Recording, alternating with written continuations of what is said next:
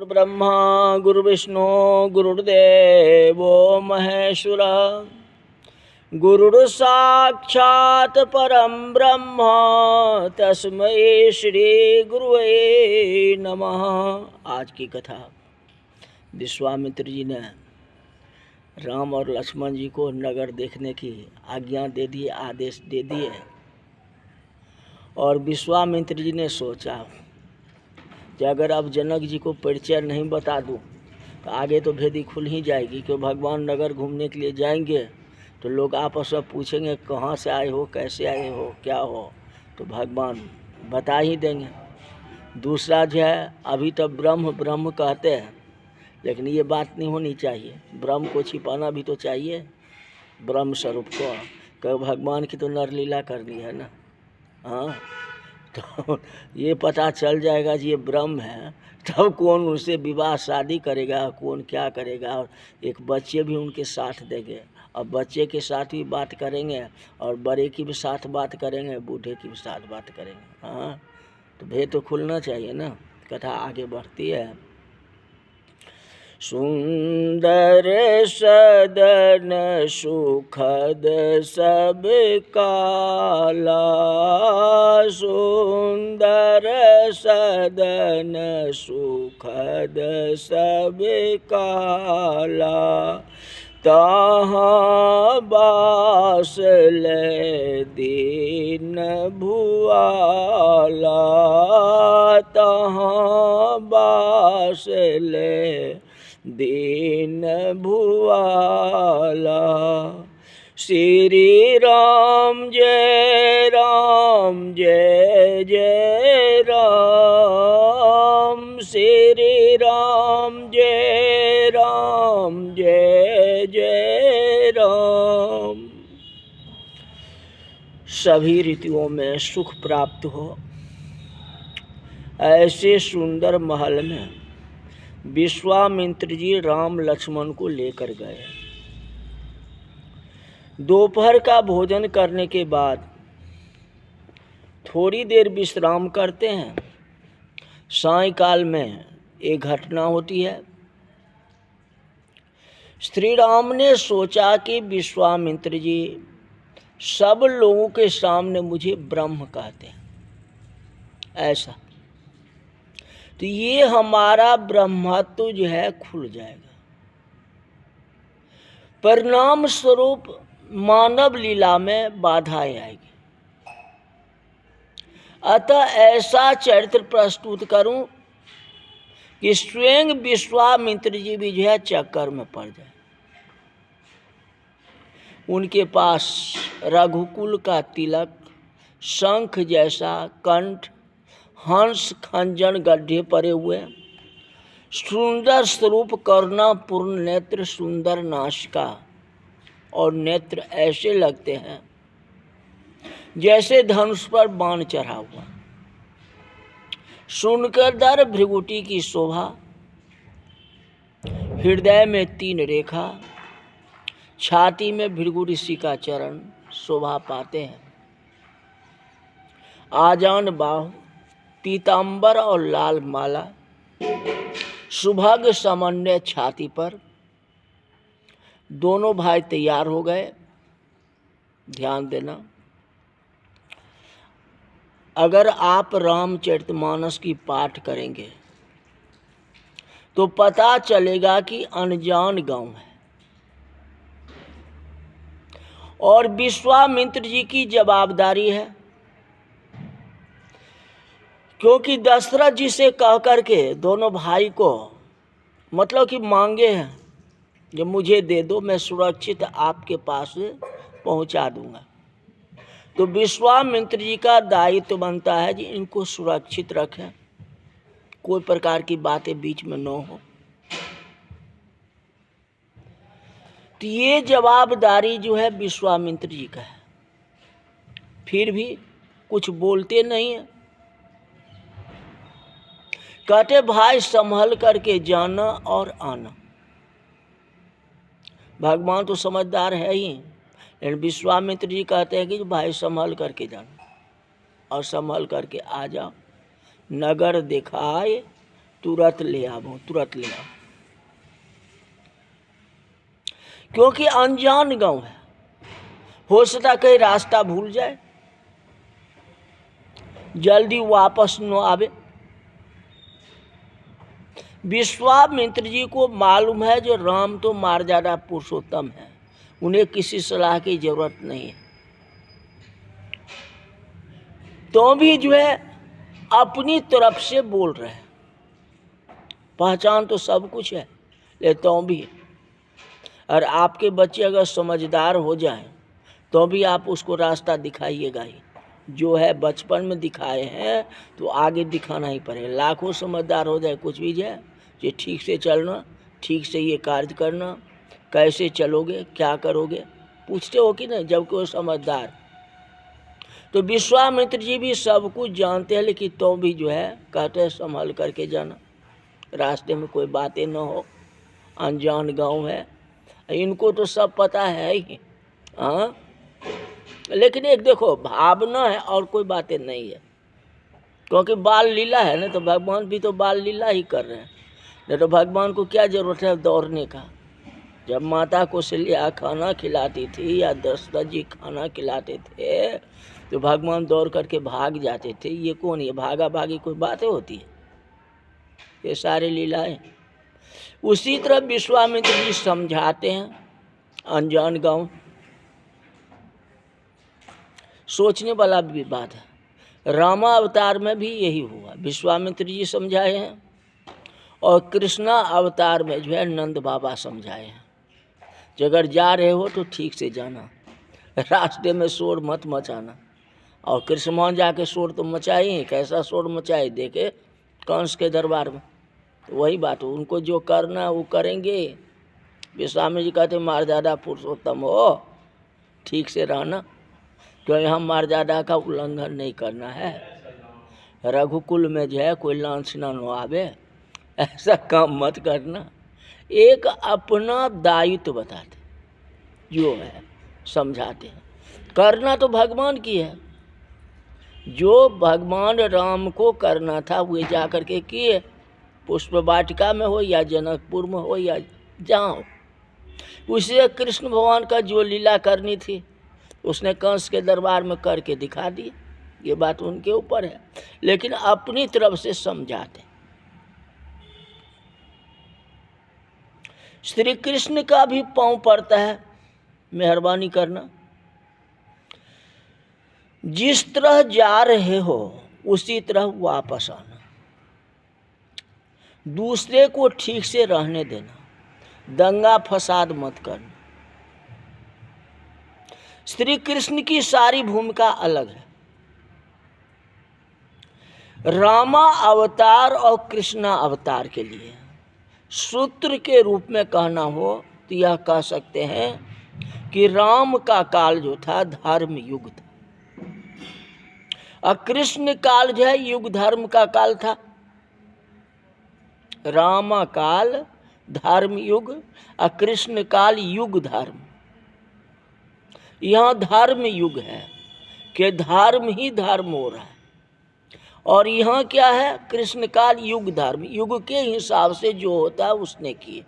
कृष्ण भगवान ने जो युग था द्वापर का जो होता है तो द्वापर के हिसाब से चले, और राम जी जो है त्रेता के हिसाब से चले हैं। युग तो अलग अलग है, कलयुग वाले कलयुग के हिसाब से चलेंगे, है कि नहीं। जैसा लगा वैसा ही कदम उठाया,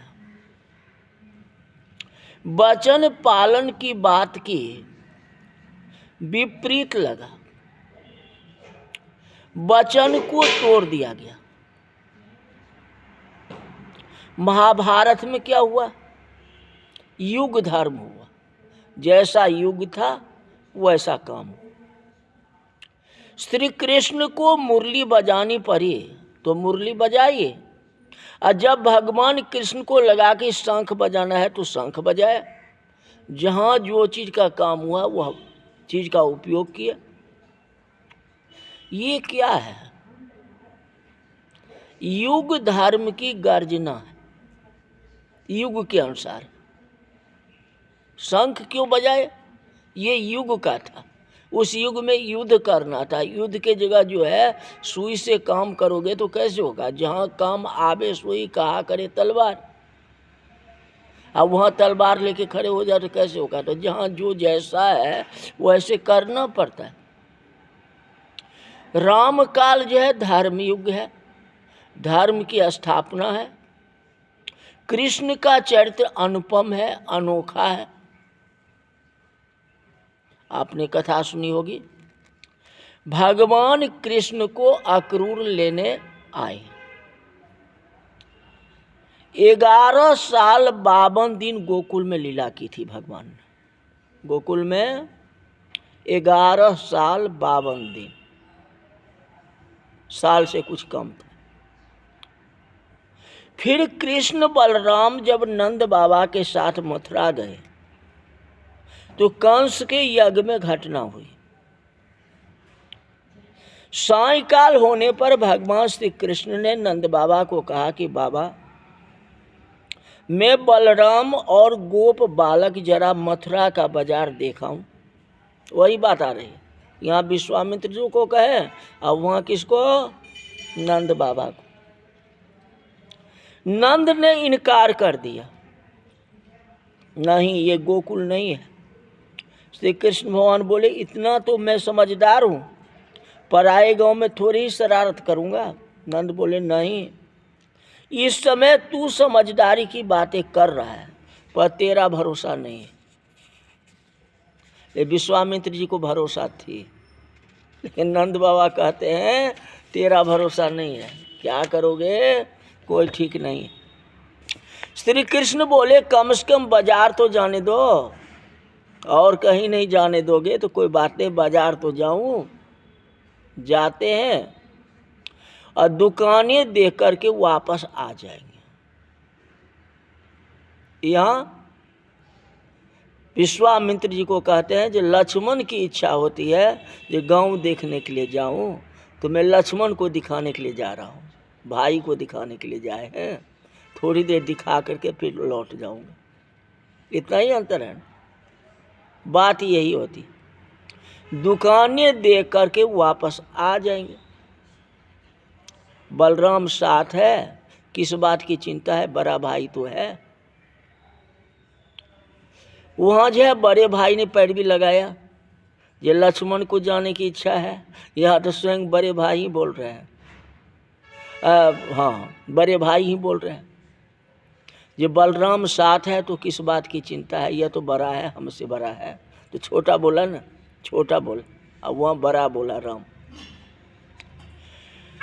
नंद बोले, बड़ा ठीक है, पर वह भी तेरे इशारे पर ही तो चलता है, मैं तुम लोगों को भेजने के लिए तैयार नहीं हूँ। कृष्ण जिद करते हैं, जबरदस्ती कहते हैं, बाबा अनुमति दे दो। अब बात तो मानना ही पड़ेगा। कृष्ण भगवान ने अनुमति ले ली। नंद बाबा कठोर सूचना देते हैं, जो सीधे सीधे जाना और वापस आ जाना, किसी के साथ बातचीत नहीं करनी है, कोई चीज खरीदनी नहीं है। कृष्ण बोले, बाबा हम ऐसा ही करेंगे, पर एक सवाल पूछो। नंद बोले, क्या? श्री कृष्ण ने कहा, खरीदना तो नहीं होगा, क्योंकि पैसे खजाना तो आपके पास है, लूट तो सकता हूं ना। कहते हैं लूटना तो है ना।